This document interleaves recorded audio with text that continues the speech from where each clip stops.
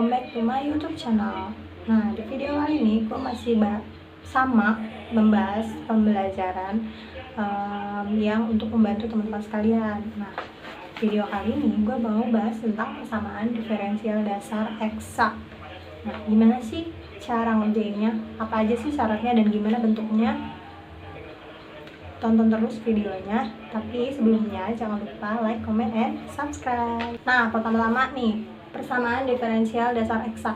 Bentuk umumnya itu merupakan dari mx, y dx plus n, xy dy sama dengan 0. Nah, di sini mxy itu merupakan fungsi dengan dua variabel. Ada variabel x dan variabel y. Nah, yang ini juga sama, nx, y dy. Nah, ini juga nx, y itu merupakan sebuah fungsi dengan dua variabel. Nah, untuk cara mengerjakan persamaan diferensial dasar eksak, kita tuh harus tahu dia itu bentuknya eksak atau non eksak. Cara buat nentuin eksak atau non eksaknya itu ada syaratnya. Syaratnya adalah do m per do y sama dengan do n per do x. Nah, artinya nilai dari si do m per do y ini harus sama dengan nilai dari si do n per do y. Nah, do m per do y itu merupakan turunan dari fungsi mx, y terhadap y. Jadi nanti kalau ada dua variabel, misalkan x, y kuadrat, nah itu diturunin, tapi dituruninnya itu terhadap si y-nya, bukan x-nya, karena dia per do y. Nah, yang ini juga sama, do n per do x, yaitu turunan dari si fungsi n, x, y terhadap x. Seperti itu. Lanjut, ketika dia nilainya udah sama, berarti dia adalah fungsi yang PD eksak. Maka kita akan melanjutkan pengerjaannya dan menentukan solusi umum dari si PD eksak tersebut. Tapi kalau misalkan dia non eksak, maka dia akan terjadi 3 kemungkinan. Nah, itu nanti akan kita bahas di video selanjutnya, insya Allah.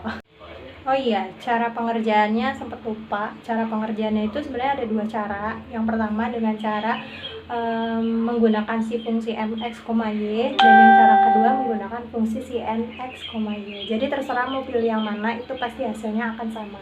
Nanti gue di sini mau contohin cara pengerjaan dengan salah satu cara aja, nggak pakai dua-duanya, karena sebenarnya hasilnya tuh akan sama, cuma emang beda, terserah mau pakai fungsi yang mana. Karena nanti kalau mau pakai cara yang mana itu tergantung dari cara yang lo pilih tuh yang kalian pilih tuh yang mana, karena nanti turunan atau integralnya itu menggunakan salah satu variabelnya aja.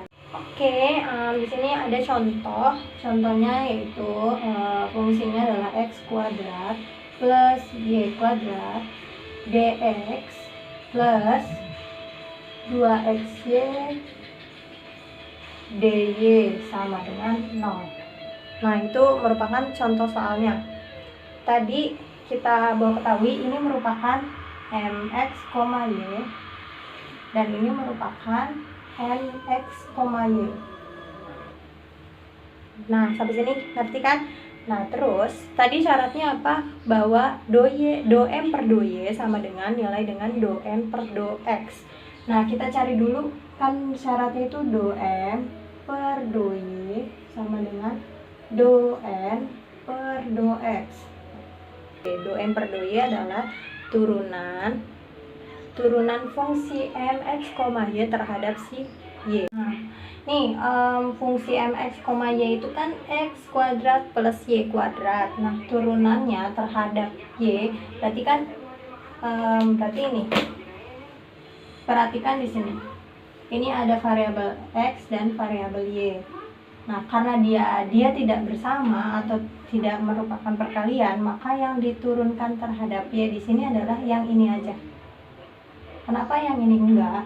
Karena yang ini tuh enggak ada variabel y-nya. Sedangkan kalau misalkan turunan do m per do y itu menurunkan sebuah fungsi dari dua variabel terhadap si y-nya aja, gitu. Jadi didapat turunan do m per do y-nya adalah 2y.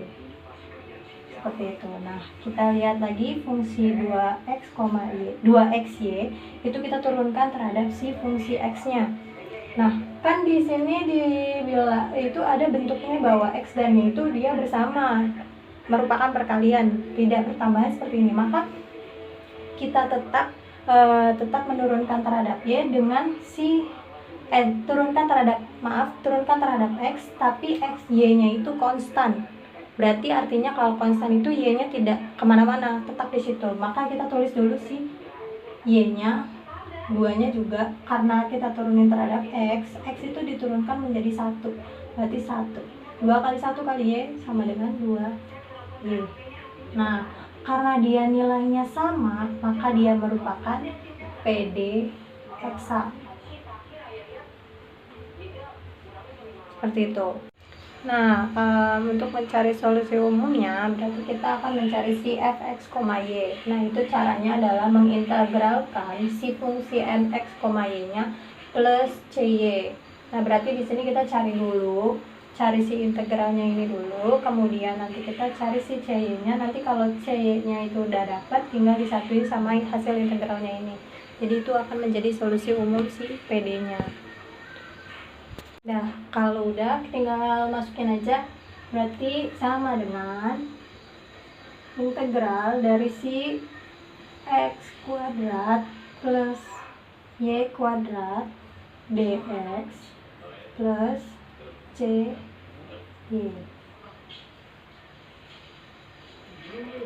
Udah, ingat kalau misalkan ini dx, maka mengintegralkannya terhadap si x-nya. Berarti sama dengan, ini kan ada x sama y-nya. Kalau terintegral terhadap x, berarti y-nya konstan. Maka y-nya tetap dulu di sini. Tinggal tambahin si x aja, berarti x y kuadrat. Kemudian si x kuadratnya kita integralkan menjadi 1/3 x pangkat 3. Gitu. Oke. Terus tinggal ditambahin si cy-nya aja. Udah, kayak gitu. Terus maka ini yang pertama.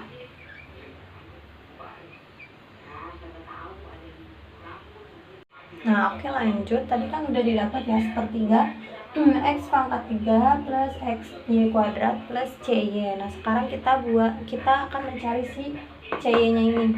Cara mencari si cy itu menurunkan dari fungsi fx, y per do y. Jadi menurunkan terhadap y dari si fungsi fx, y-nya. Nah, fx, y-nya tuh yang mana? Yang tadi kita cari. Nah, yang ini nih. Yang ini. Nah, jadi gini. Kan do fx, y per do y, maka adalah turunan do per do y dari si mx, y dx plus turunan, jadi menurunkan dari ini plus turunan dari si cy sama dengan nx, y. Kayak gitu. Jadi untuk menentukan si cy-nya. Lanjut, tadi kan si turunkan terhadap y dari si ini integral dari si mx. Nah, integral dari si mx, y kan yang ini. Maka langsung turunin aja, berarti do per do y dari x, y dx kan tadi udah dicari, berarti yang ini ya. 1/3 x pangkat 3 plus xy kuadrat plus c-nya yang dicari, maka dia tetap c aksen y. Kenapa ada aksen? Karena di sini turunan. Nah, terus nx, y dari si soal 2xy. Udah. Kalau udah, maka kita langsung dapat turunkan si dianya. Karena ini udah turunan, ini diemin aja. Turunan terhadap fungsi y. Ingat, kalau terhadap fungsi y kita cari yang ada perkaliannya. Berarti x-nya konstan. Maka yang ini nilainya akan menjadi 0 karena nggak ada y-nya. Berarti kita turunin si ini aja. X-nya konstan, berarti tinggal ditulis y kuadrat diturunin menjadi 2y plus masukin ke sini c aksen y sama dengan 2xy. Nah, karena sisi kanan kirinya sama nih 2x ya, 2x nya lihat tandanya di sini tambah, maka dia pindah ruas ke sini akan menjadi pengurangan, maka didapat C aksen Y sama dengan 0. Nah, step ini belum selesai karena kita baru dapat si turunan CY nya ini, kita harus mencari si nilai CY nya dulu. Oke, lanjut. Tadi didapat C aksen Y nya sama dengan 0, maka untuk mendapatkan nilai si CY nya itu kita integralkan, karena kebalikan dari turunan itu adalah integral, turunkan dan naikkan itu si integral, maka dapat CY sama dengan integral dari si 0 dy. Kenapa dy? Karena di sini variabelnya y, makanya dy. Nah, karena integral 0 ya tetap 0, maka didapat hasilnya CY sama dengan 0. Ini yang kedua. Oke, dapat disimpulkan, udah dapat nih nilai si fx, y nya sama si cy nya, maka solusi umum PD adalah, kita masukin dulu si fx nya, 1/3 x pangkat 3 plus x y kuadrat. Di sini cy nya udah didapat 0, maka plus 0. Karena 0 gak usah ditulis, maka akan menjadi 1/3 x pangkat 3 plus x y kuadrat. Inilah adalah hasil solusi umum dari si soal tersebut. Solusi umum persamaan diferensial dasar eksak dari soal x kuadrat plus y kuadrat dx plus 2xy dy sama dengan 0.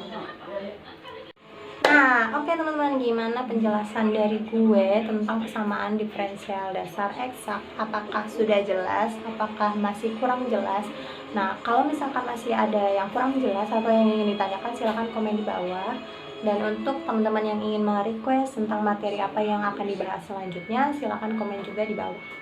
Oke, sekian video pembahasan dari gue. Semoga bermanfaat bagi kalian semua. Dan bagi yang belum tahu, semoga ini juga menjadi ilmu tambahan buat kalian. Apalagi ya, udah sih itu aja. Salam dari gue. Oh ya, semangat puasanya. Jangan lupa like, comment, and subscribe. Bye bye, see you in my next video.